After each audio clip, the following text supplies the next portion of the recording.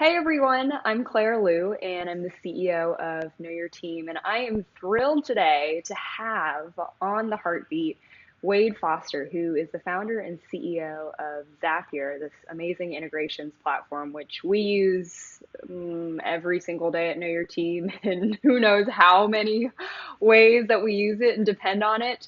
And we're not the only ones. So Wade has built this amazing company with over 200 people, entirely remote. I believe over 35 million in annual revenue. Only raised one small round of funding. I know you came out of YC back in the day.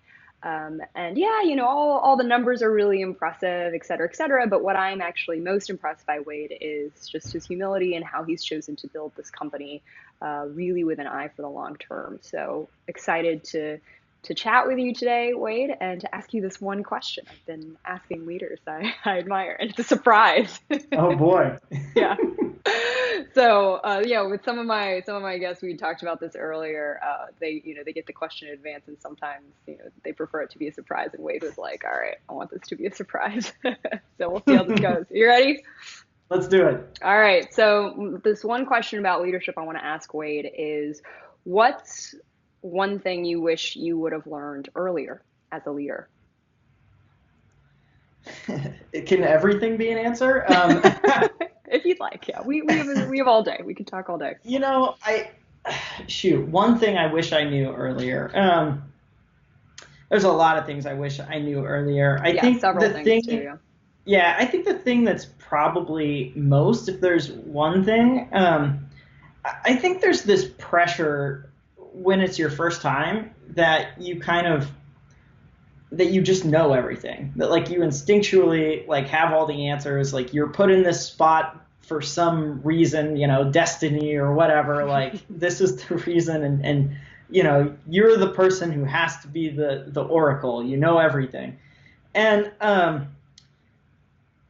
I think I found throughout the years that like people really just enjoy working with leaders who have a little more intellectual honesty around this sort of stuff and are just like real when they don't know the answers, but also confident when they do, Yeah. and can help people just navigate the hard times a little bit. And I think it opens up the organization to be a little more like when you do this well, the organization just gets better at solving problems because they're able to be more honest with each other. If you as a leader are willing to say, I don't know the answer.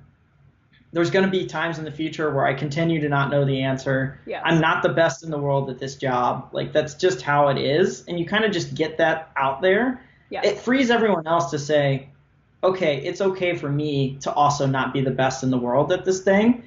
And we can kind of get rid of this facade Yeah. of like, we're all going to be great and just get to the reality of the situation, and which is that we're all flawed people. Yeah. Our skill sets are all imperfect in some way. We all wish we were better at things that we are trying to do, and just be honest about that. And so then when we reach problems in our work, we can just try and solve them together and just be like, okay, you don't get this. Here's how we're going to figure this out. And it just kind of cuts out a lot of sort of this theater around working Mm. and gets straight to Yes. the heart of like, this is the problem. How are we going to fix this? Absolutely. Nobody's fault that we have this problem. We're just going to deal with it. And so I think early on, I spent more time trying to pretend to be better than I Sure. probably Play really play a was. character, right? And like Yeah. you were saying, this theater of leadership. I couldn't agree more with that in terms of, I mean, it's a huge reason I do the work that I do is because I look around at all the stuff that is projected about leadership and I'm like, these, these are relics and like fairy tales of what we would like to think to be true. And to your point, there's this fascinating dichotomy that comes with admitting mistakes, being more grounded, taking away that facade, and then that actually leading to being able to solve real problems faster. Mhm. And then actually, the quicker you are to reveal your weaknesses, the stronger you become, which is this very odd dichotomy. It just doesn't really compute, I think, like you were saying initially. And we've built so much expectation for the inverse to be true. So I'm curious for you, Wade. And you built this company, first in your early 20s. When did this realization hit you? Was it pretty early on? Has it been more recent? Was there sort of like one aha moment where you were like, oh, wow, like this is something, we need to find a way to maybe really embed more into Zapier, maybe in the way that we hire. Just curious, like how this revelation really came about for you.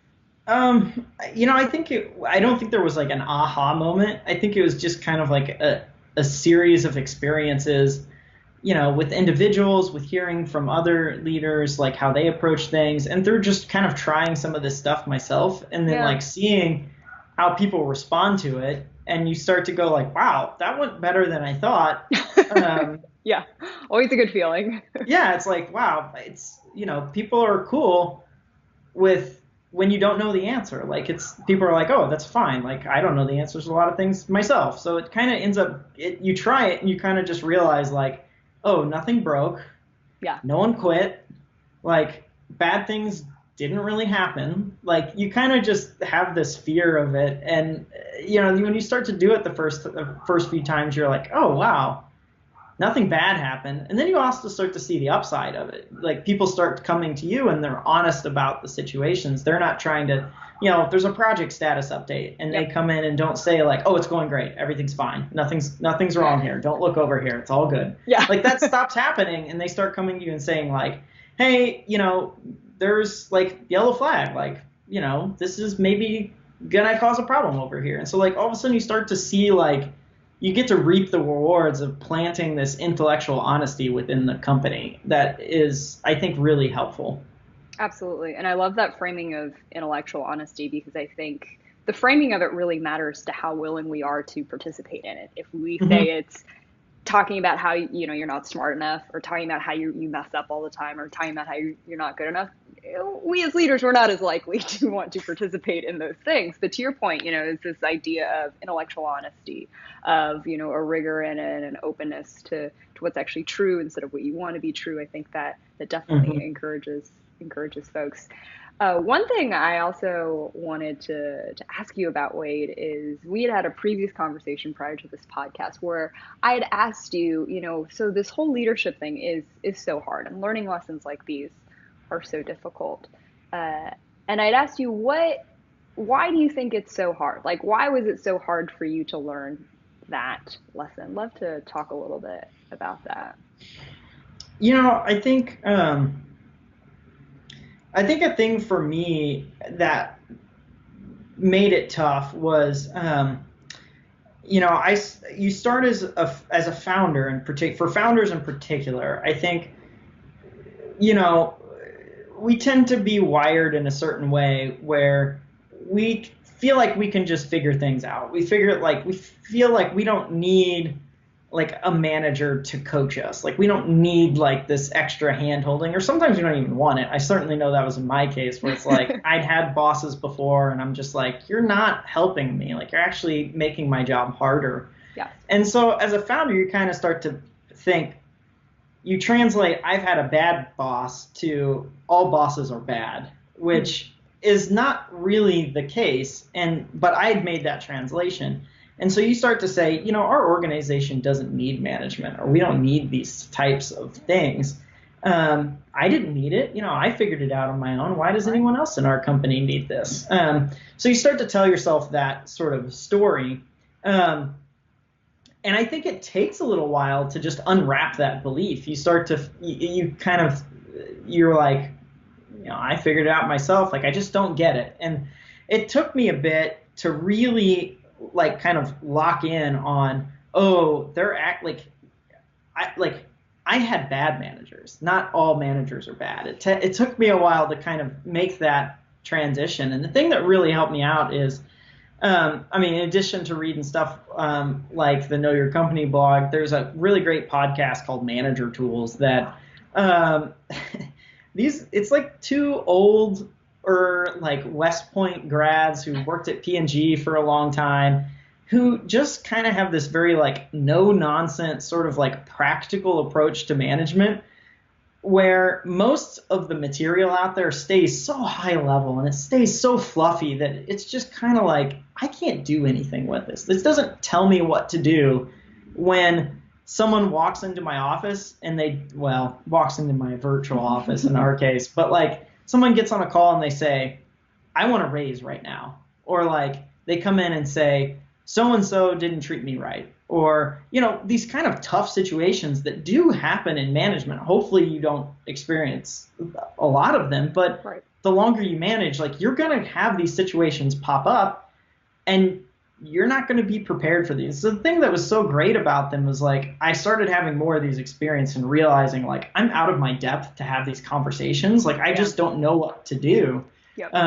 And my instincts are actually causing more problems. Like my instinct to do it this way or to solve this problem in this way is actually creating other problems across the organization. I started listening to this podcast and they just have like these tips and tricks that are like, in your one-on-ones, ask this question. When someone says this thing, this is how you give feedback. Like when you have these situations, like literally down to these are the words you should use and how to say them, I was just like, oh my God, this is so helpful. Yeah. And I totally see the value in what good management is. It's not this sort of like weird thing that I'd painted in my mind. It's this very tactical skill that people can learn. And so I think that that was, in my mind, that's kind of my journey and why it was tough for me to just accept, oh, management is the thing that's important and I should learn as someone who's running a company out the gate. It took me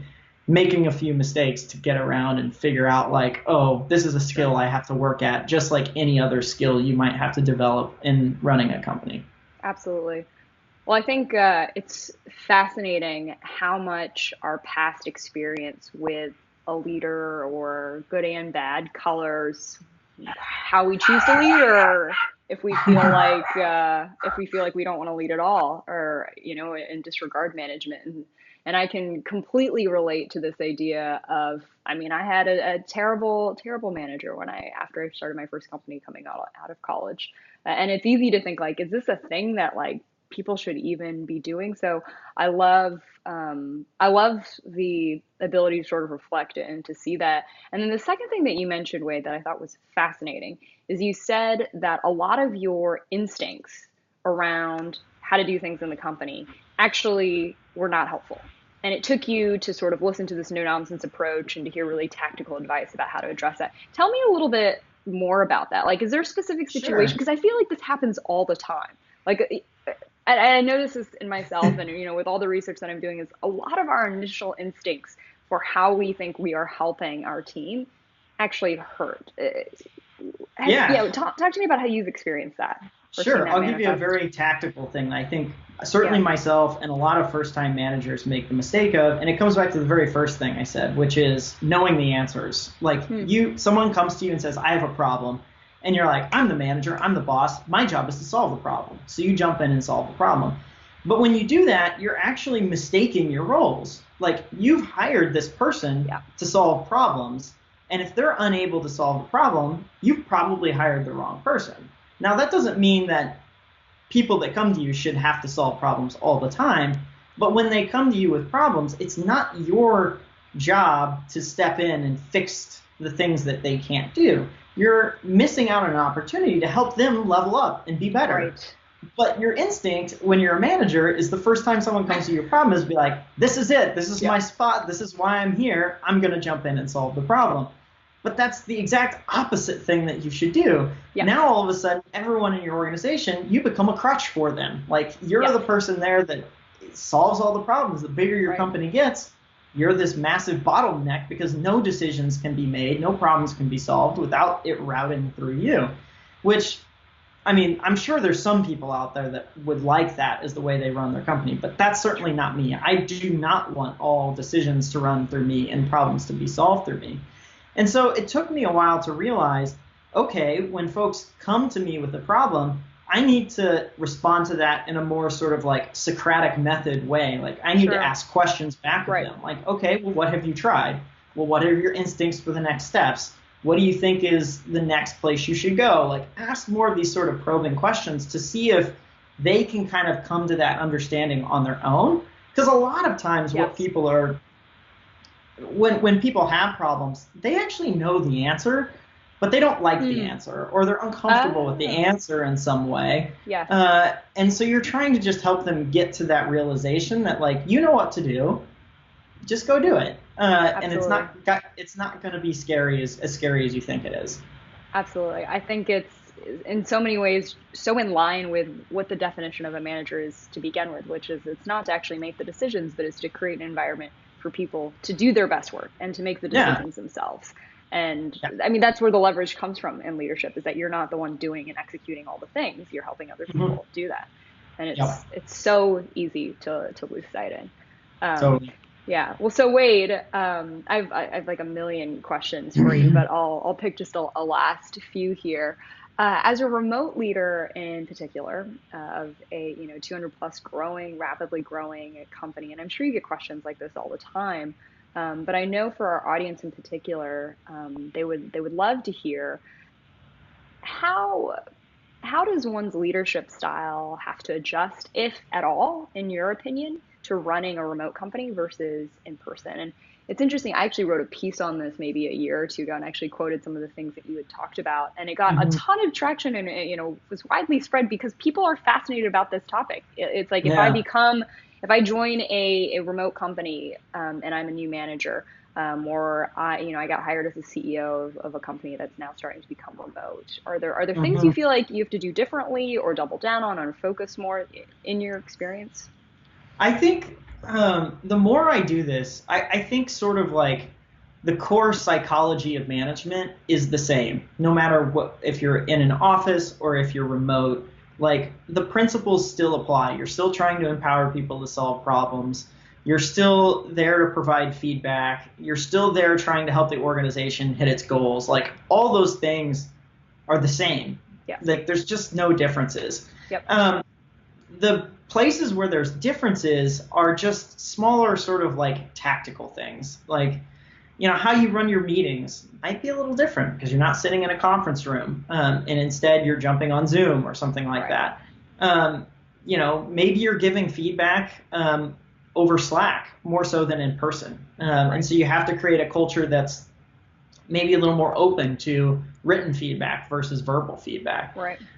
Whereas a lot of the management sort of like stuff says, oh, you should deliver feedback face to face. It's better to do that. But in a remote company, like that actually can be a little more awkward at times. If you're like, hey, can you jump on Zoom real quick? Yes. It's like, oh shoot, what's Yeah. going on Like here? totally. Versus saying like, in Slack, the informal thing to do in a remote company is to send a quick DM and just say like, hey, heads up, I noticed this thing. Maybe try doing it this way next time. And Right. sending that in Slack is actually the more informal, like comforting place to do that. And so there's just kind of some of these smaller tactical things that are different in a remote company, and you kind of have to just live some of this stuff Hmm. to figure out like what those tweaks are. But as long as you kind of remember the core principles of what makes a good manager, like you're going to be able to do well in a remote company or in an office company because the skill set is still more or less the same. Absolutely. Yeah, I completely agree. I think, like you were saying, at its core, leadership is about communication and creating the right environment for people and being supportive, all that good stuff. I think it's fascinating in talking to so many remote CEOs and managers, just how the emphasis, to your point, is shifted. So Mm-hmm. this idea of paying attention to nonverbal cues as a manager is a lot harder to do. Paying attention to the sort of morale level is a lot harder to sort of Yeah. get the sense of when someone is bothered by a certain situation. Are there Mm-hmm. things that you feel like at Zapier you've tried to, whether it's in the culture that you create or even small tactical things, to compensate for the fact that you might not always be picking up on nonverbal cues, or like you were saying, like a lot of the feedback and communication is going to be written Mm-hmm. versus face to face? Yeah, I think this is probably the hardest difference between being in an office and being remote. And when you're in an office, like you as a manager can see when someone's like shoulders are down and when they're like disengaged in a conversation or they're, like you can see when they're kind of checked out. It's harder to pick up on that in a remote environment. So you have to be just extra observant. You have to read the tea leaves a little bit more, and be willing to just ask the conversation. Yeah. And I think, kind of be open to being wrong about it. Like there's times where I've said someone like, hey, I noticed, you put this message in Slack. I just wanted to ask like, hey, is everything going all right? And they're like, oh, no, it's fine. Like, no, Yep. no big deal. And they're like, okay, sorry, I just misread that. Not a big Yep. deal. And like, you have to be willing to ask the question, because Yep. otherwise you might actually literally have situations that are kind of like boiling under the surface across your organization. Absolutely. And because you're not in person and it's hard for people to realize that there's some sort of tension or this team isn't collaborating in a good way, that can linger for longer. And the longer that stuff lingers, like the more toxic the organization sort of becomes. And so you have to be willing to just, as soon as you notice like a thing that feels weird or feels off in some way, you just have to ask the question and just be like, hey, I noticed this, and I just wanted to see, like, is everything okay? Or I wanted to just check in and, see if there's anything I can help with, or, just be willing to ask those conversations and be okay with being like wrong on some of that stuff. If someone says, no, it's all fine. Like, I accidentally, my cat accidentally hit this key or whatever. And it's like, Sure. Well, no, I think here's the thing. I know that's, we're laughing about it, but what an important point though about this willingness to be wrong. And this is sort of a theme that, we've had in this conversation, but a willingness to say, oh, I misread that, or, oh, okay, never mind. Like not a big deal. And well, I know, like, yeah. I occasionally will freak the team out because my my communication style is short and direct. I don't flower up my messages in Slack often. And when I'm on mobile, especially that's the case. Like, so if you ask me, hey, do you think we should do this? I might just say no. And people are like, wait, what? And it's like, well, I'm out and about with my wife, or I'm in a meeting, and like, it felt like this was an urgent thing. And so I wanted to get you my opinion sooner. Right. Like, that's where I'm coming from. I'm not saying like, you asked a dumb question or like, this is crazy by just having a one-word answer. Like, you're reading more into it than is there. And so I actually have to, when I onboard people into the team, like I have a whole guide for like, here's how my communication style is. Here's how to understand when I say certain things, like how to react to that sort of stuff, just to get people comfortable with it. And then of course I try and adapt too. Like if there's times where I catch myself doing with nothing else, and I start to think, I can probably give a better answer than this one word answer here. Definitely. I think, a remote environment and being sort of heavily text-based, we talked about some of the negative consequences. I also find that the sort of physical separation, especially for high pressure situations or high sort of emotion running situations, can be extremely helpful. So if I'm having an argument with a team member, or I strongly disagree about something, or I'm offended by something that someone said, it's actually extremely helpful that we are not in person in the same room having the conversation, that it's, over Basecamp, and I can have a moment to think about, okay, what's really, how do I really want to respond, or let me reflect on the conversation. So I think the space, it's, as with anything, positives and there's pros and cons. I was talking to another fellow CEO, and it was in a group setting, and so someone had posed the question, like, what's the toughest part of your job? And for them, like, they had a glass conference room, and for them, just being kind of under the lens was like a very difficult thing for them. Yeah. And so they were like, I have to really watch how I react to certain situations, like, because the team can see me. Like, the way it was set up in the office was like a very visible spot in the office, and it was a glass conference room, so they could literally see right through what's going on and stuff like that. So there's like a board meeting, or I don't know, something crazy. And I kind of was like, oh my God, like I have never experienced that phenomena. Like, if you and I were to get off this call and I was like, sheesh, Claire just doesn't get it. Like, I can react with whatever facial you can do that, cues, like that I feel like. And the thing is, like, sometimes you need that healthy way to blow off steam. Like, my gut reaction might be, Claire just doesn't get it. And then I'll go walk the dog and I'll be like, you know what? Actually, I don't get, like, there's a thing that I Right, don't right. get here. And Yep. like, I need to clarify that with Claire. Like, we need to Hmm. talk through that piece of it. So you can kind of have your moment to just be human for a Yes. second Yes. in a remote company a little easier. So that's certainly in my case, I think that's a pro. I completely agree, and I think it's been my saving grace on many occasions to not just have a knee jerk reaction that we're all Yeah. susceptible to. Well, Wade, one last thing I want to ask before we head out here, I want to actually circle back to the very very beginning of our conversation because your reaction to this question of what's one thing you wish you would have learned earlier, you said can I say everything? And so I know we touched on a lot of different aspects, but I guess for our audience here, is there anything else in particular that you're like, oh, I just like don't make the mistake that I did, and like I really wish I would have known about Sure. this as a manager. So I think the other thing that took me a while to get comfortable with is just how to give feedback and like really what makes good feedback. I think, I'm naturally a people pleaser. Like, I want people to be happy.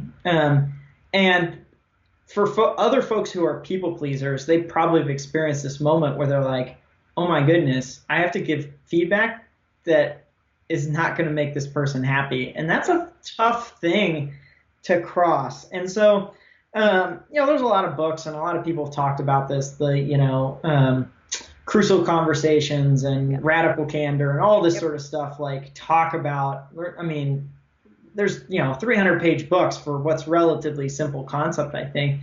And for me, that was another thing I really just had to get better at out the gate. And Mm. I think the realization for me that made it stick was, if you care about this person, like truly care, not sort of like fake, superficial, like, well, they're my employees, so I'm supposed to care, but like you really genuinely do care about this person. And if you understand what their ambitions are, what their dreams are, what their goals are, if you notice something that you think would help them achieve those things and you hold that back, like that's actually not a very nice thing to do. Absolutely. Uh, and so I think that was kind of the thing, like getting that to click for me took a while, but once it did, it just made it easier for me when I'm talking to this person. It's like they know that I care about them.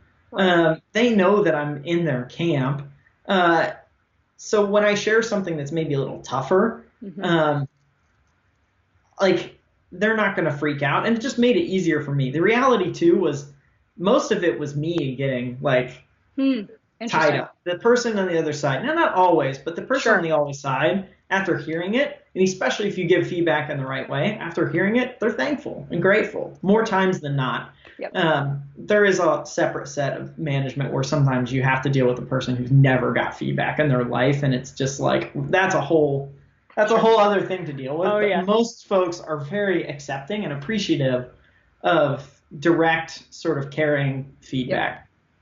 Well, I think I mean we could spend hours just talking about this one subject, and I mean it's the thing that we run like 4 hour workshops on it, to your point, because it's actually Yeah.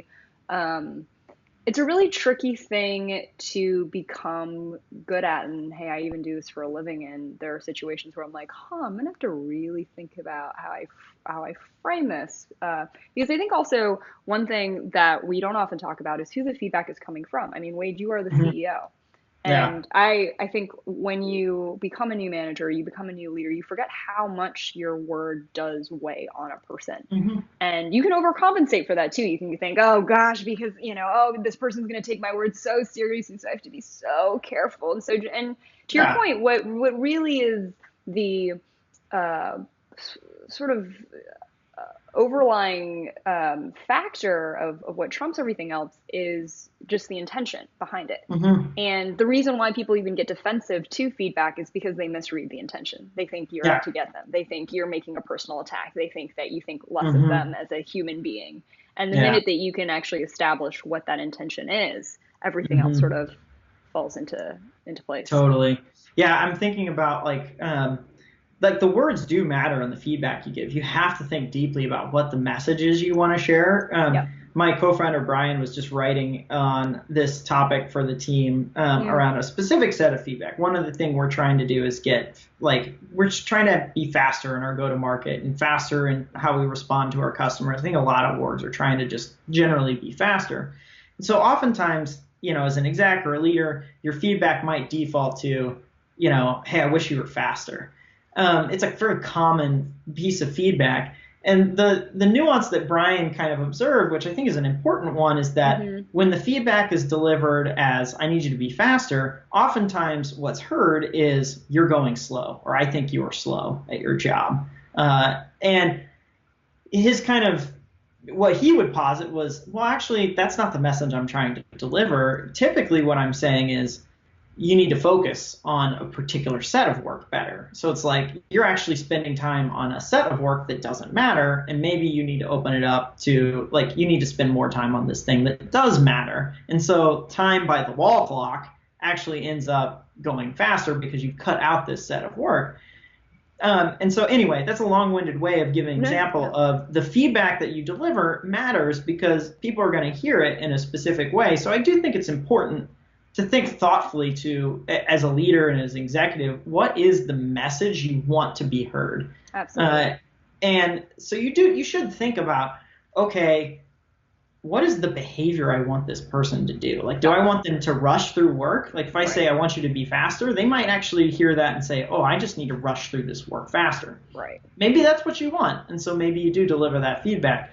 Or is the behavior you want them to focus more intently on this side of work? And this way you say, hey, I want you to get better at prioritizing your time. And that's a different conversation than speed, but the results that you get out of as a leader is actually speed. So I think thinking through some of that as you give feedback is really important. And anyway, yeah, like you said, we could have an hours-long conversation on how to give feedback. It's a hard one. Absolutely. But I think this amazing takeaway that I really hope that folks who are tuning in hone in on is this idea of zooming in on the desired outcome instead of just describing the symptoms of what you think is wrong and giving feedback about the symptoms. It's, I think you're fast, or I think, I even think sometimes saying feedback oh, you're not, we're focusing, on the wrong things. And then it's oh, I have to reprioritize everything. It's no, it's just spend more. It's even more specific about the desired outcome, right? It's actually just spend more time on these things. And maybe the desired outcome, right, like you were saying, is you are quicker and don't care about, making as many mistakes, and, you can cut corners here. That's totally fine. Or to your point, it's just very much about cutting things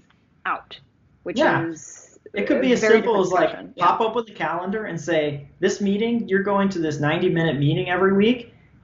Are you getting value out of it? Yeah. Oh, I'm not. Okay, great. Now you have 90 minutes freed up to do something else. And it could be as small as something like that, that actually gives you a lot of time back to go try and do a thing. 90 minutes is plenty of time to do many tasks. And so all of a sudden you might give the perception of being faster because you freed up 90 minutes in your day to focus on a task. Yes, and that action is very different depending on the message that you are delivering. Yep. It's very you might not get that same outcome if you were to just say, go faster. Be faster. Yeah.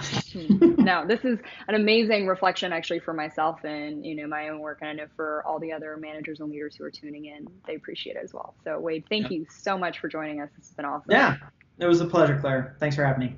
Cool.